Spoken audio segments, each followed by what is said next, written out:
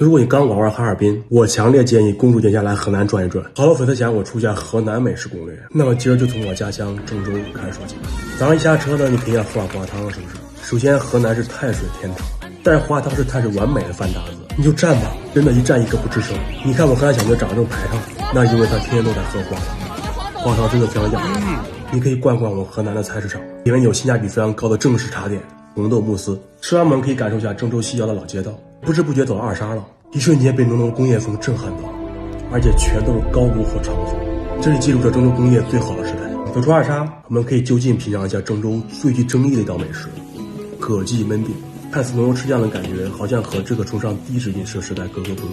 但当师傅把这道菜端上来的时候，我馋了，一口下去，特别满足感爆棚，而且配合腊八蒜和红豆粥，简直一绝，黄金搭档。还有一种主食叫伊府面，它是那种朴实无华的汤底和劲道的口感，代表着郑州人的低调与坚韧。后来我们经过国面3场，最后来到了原三面食堂。小小的门面，可是人全豁然开朗，而且看着叔叔阿姨们开心的干饭，你敢想一份炒面和一份鸡蛋汤是这些老饕们的日常午餐。我们要了4菜1面，当把这些菜端上来的时候，首先郑州也有和东北可以比拼的分量，红彤彤的松鼠鱼是这里的招牌，吃也不是那种特别甜腻的感觉，然后就是那种刚刚好，特别好吃。3鲜锅巴一定要点啊，一半软烂一半焦酥的锅巴是极上的美味。桂花马蹄和双吃虾，好多年都没有吃到这种菜了，它确实是有小时候的味道。经过松山路，我们一路向东，在一个十分衰败的商场里面，居然找到了80、90后的回忆。它居然是个甜品店，我尝了一口运营桃胶，真的惊艳到我。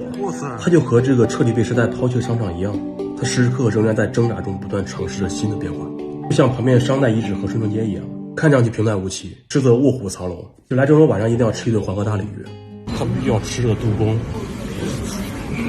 蘸一个这个汤汁，感觉特别嫩啊，好吃的。而且酸辣广肚、肉丝在底和霸王别姬全是豫菜，霸王就是甲鱼，别姬呢就是炒鸡的意思。就说甲鱼的裙边吃起来特别 Q 弹，而且非常好吃，非常入味的感觉。鸡肉呢也是特别紧实。其实说到肉丝在底啊，它其实就是麻酱粉皮和里脊肉，酸甜口带点芥末的刺激感，而且真的居然好违和。哇塞，它这个肚是鱼肚，它有点像海绵的口感，你知道吗？最后来碗烩面收尾，这真是圆满的一天。其实豫菜老是被人遗忘，但你可能想到河南长远是厨师之乡，它就像河南人老被人误解一样。偷井盖无疑是谣言，河南人犯罪率高全扯淡。我们可能不知道啊，河南人注册志愿者的人数是全国第一，而且河南英雄模范数量也是全国第一。河南可能没有打赢一场网络暴力，但是河南从来没有失去任何一次民族大义。这泼天的富贵，我觉得该轮到我们一次了，是不是？河南欢迎你，郑州欢迎你。